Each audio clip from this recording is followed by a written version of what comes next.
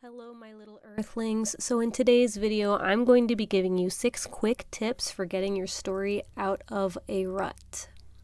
Alright, so I'm going to start off by naming some of the common problems that people get into that they feel like they get stuck into a rut about, and then I'm going to offer some solutions that are kind of quick fixes. Some of them might take a little more time and are abstract, but for the most part these are some solutions that I found were really useful to help me get myself out of a rut and kind of keep ET Girl on track. Now, before we get any further into this video, I would like to ask you to subscribe, like, share, all that fun stuff. If you do enjoy my content, it really helps me out as a creator. And also, please feel free to check out my comic ET Girl. It's up on Webtoons for free, and if you'd like to support it and get bonus material and see all of the sort of behind the scenes awesome stuff that comes along with it, you can purchase ET Girl Volumes 1 and 2 on Amazon right now. Okay, so let's just jump right into this video, and let's start with number 1, creating character dialogue that has dead ends or goes nowhere. You could also lump in with this category that problem of creating dialogue that or character interactions that end up being too coincidental, and then that can feel really frustrating as a story creator.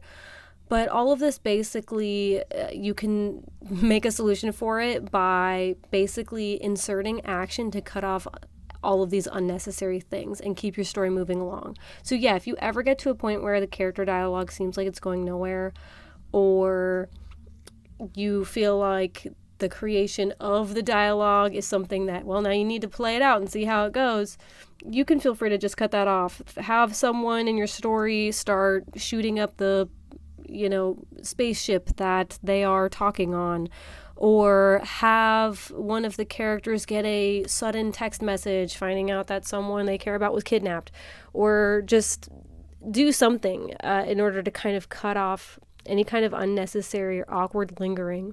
Number 2, feeling the need to fully establish the world and its mechanics by telling the reader how it all began. So yeah, you might feel that you can't really get your story off the ground, or you're not really sure where to start, because you might feel that no one's really going to get it unless they know all the mechanics and how this world works, especially if you're creating more of a fantasy story. And I mean, this also falls into sci-fi, but at least sci-fi has some roots based in some technologies that typically we can kind of grasp. Fantasy you can really go out on a limb with. So if you feel like you're struggling with this issue of feeling like, well, I need everyone to understand the world in which these characters come from, and they need to understand the rules of the communities that these people live in, and like how they work and all that, you don't have to do all that. Just throw the reader right into the middle of a good example of how the rules or mechanics of your world functions, and that will solve your problem right there. Basically, stick with the rules, show, not tell. If you want me to do a more in-depth video on this, I was working on possibly dropping a video that was called Show Not Tell and explaining the depths of how to do that. So if you guys want to see that, just drop me a comment down below and I will do that. So number 3, another problem would be getting caught up in side stories or character backstories. So sometimes a story can just feel like it gets bigger and bigger and ever expanding, because you can see all the different possibilities and plot lines and different ways it can go. And especially some side characters can become really interesting, or it can be really appealing to want to kind of dig into their backstories. But think of it like a video game. You kind of have to know who your main characters are, and then you have to define who's like basically the NPCs. And those can be like still important to your story, but they need to be a little bit more shallow. If you can flesh out who your main characters are, and then perhaps your supporting characters after your main characters, everyone else in your story basically does not need to have their stories fleshed out so much that we know who their grandmothers are or something like that. And if you're having trouble deciding which details would be useful, just think about it in terms of basically, is this plot point or is this story element that I want to tell, is it relevant or important to my main characters? Like, does it come back to their main plot line? And if it doesn't, then you can just make it a bonus story that you drop on your Patreon, or it's something that you can drop on your Instagram as like a way to advertise, or you can just write down the cool idea save it for later, and then maybe you can make a spin-off story for it. So just kind of think of it like that. Okay, number 4 would be feeling overwhelmed by the story as a whole, whether it's due to its size, complexity, or both, and almost feeling that failure to launch. So this is more of a tip for people who are getting stuck in the rut with not even knowing how to really start their story or to get it off the ground. And I know that sometimes things can feel so incredibly big, and if you just step back and you're looking at how incredibly big they are, it can feel like, how do I even tackle this? I do have another video on my channel here that kind of goes into how to tackle long stories, but it's more about revising long stories.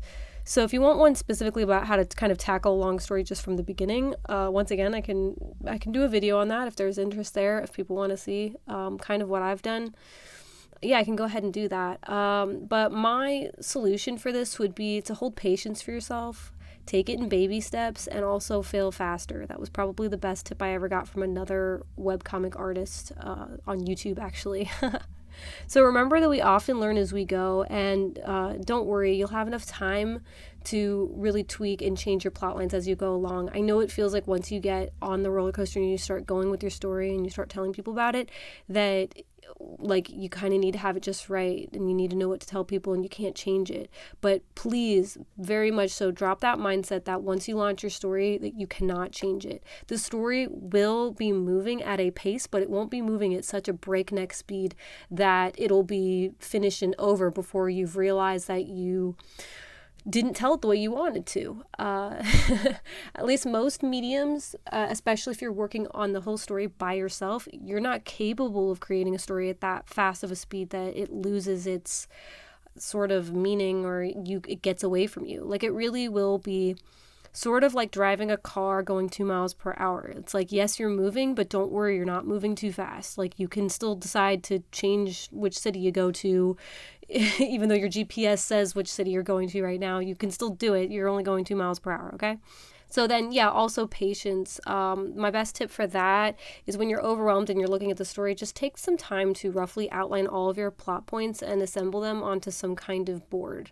And I've mentioned this before in my long plot video, my long story one, which is use a physical board if you feel comfortable with it, or use boards online like Milanote, but sort of pick the medium that you feel most comfortable with. It's totally okay to use something very traditional, like just like a poster board right in front of you, if it helps you. Okay, and then another part of that solution would be just to break the story down into smaller plot points, and then just spend like each day kind of digging into or fleshing out a bit of that plot. So that's what I mean when I say baby steps. You really, really want to take it in small bits and pieces. A lot of people ask me how I managed to juggle like 3 YouTube channels, 3 Instagrams at this point. And I model on the side, I make a webcomic, and I do music, and I work day jobs. And people do ask me how I do it all, and I do it all very, very slowly, that's for sure. And I basically just give each one a very small amount of my time instead of feeling this overwhelm like I need to give them all a large amount of my time. Because yes, while I can make a huge amount of progress at one area in particular, if I decide to put all my focus and energy into it, if you got a lot of projects going on, or you got a big story and you don't know where to start, just kind of take it little by little. So number 5 would be getting artist block, losing general interest in your story, or burning out on your story. This is extremely common, and I want you to know that it is also super, super normal. I think that it is just like the nature of creativity. Elizabeth Gilbert goes into this really well, especially in her book Big Magic. But my solution to all of these things would be to just take a break and work on another story or creative project, preferably something unreleased to the general public. So then you don't have that pressure to create content in case that's part of your burnout or artist block. And sometimes switching the mediums altogether can help. So if you're really good at playing video games or making music or something like that, totally different, just go into that different genre completely and just do it for you. Because in the end, all of this is you're doing it for you. You want to not lose that passion for it, where you enjoy doing it because you like seeing where the story goes. When you start doing things for others, even creating content, it really is giving. It is giving to others. And so since you're doing that, since you're actively participating in giving to others, you have to make sure that you are tapping into your self-care and you're showing up for yourself. And you have to be your number one advocate. You have to be the first person in your audience and the last person in your audience. That way, it doesn't matter how big your audience is or if they come around or when they come around, because you'll be making it for you. So yeah, and honestly, I can really generally say, like, switching up, it's partially why I have so many different fields that I like working in. I like music because when I get a little bit burnt out or stuck with ET Girl, I'll do that. And then sometimes the things I learn with music, I'll grab something relevant to my life that's really significant that I can bring back to ET Girl. And same goes vice versa. So sometimes I'll discover new music while I'm working on ET Girl, and it'll inspire me to write a song. So yeah, all of the different projects and stuff, they're all kind of there for you to basically bounce in between them. And that's what really creates that friction and that flow. Like, think of like atoms bouncing around, it's all how living things work. We are, as Alan Watts puts it, we are wiggly beings. Okay, so number 6, if you feel any shame or guilt for launching your story early and then feeling unable to complete it due to the guilt of it not being good enough when you released it or perfect enough, please let go of that feeling. So if you're getting stuck because you feel like, okay, I've already dropped this story and now I need it to be, it's got to be good, it's got to be perfect from here on out, and then you realize as you're working on it that there are parts that could have been better, especially the beginning. This is super common super comic. This is super common for webcomic creators. I've noticed that their art at the beginning kind of isn't all that great, and then I can watch the progression of them getting better. They get better at drawing, they get better at storytelling, they get better at everything. And I'm actually glad that they leave it like that and they don't decide to go back and edit all the pages and make sure it looks perfect, because part of the charm is the progression. So kind of make sure you think about it that way. And something I like to say is that creative people can hold creative solutions, and a great storyteller isn't perfect, but more so is willing to radically share their imperfections with the world unapologetically, and having that audience come along for that ride. It's a journey of personal growth, and people like that kind of stuff. It's part of the charm of your storytelling. As a storyteller, people are going to want to see that you're also human. While yes, it can be really impressive to write a really solid story from beginning to end, hold that forgiveness to yourself, especially if this is your first time launching a story and it's and you're getting stuck on it. Just hold that forgiveness that it'll all kind of come together in its due time. So yeah, so those are my 6 tips for helping you get stuck out of a rut with storytelling, whether that's webcomics or you're making a novel or pretty much any medium in which you're writing a story. I think that these general tips are really useful. But yeah, if you have any tips as well, I'd love to hear about them in the comments below. I'm always looking for new ways to kind of see if I can get stuck out of my own ruts. So, so far these have worked really well for me, but I'm definitely curious to hear what other people might try to do. So yeah, thanks for listening to this video. I hope there's some tips in there for you that you liked, and I will see you in the next one.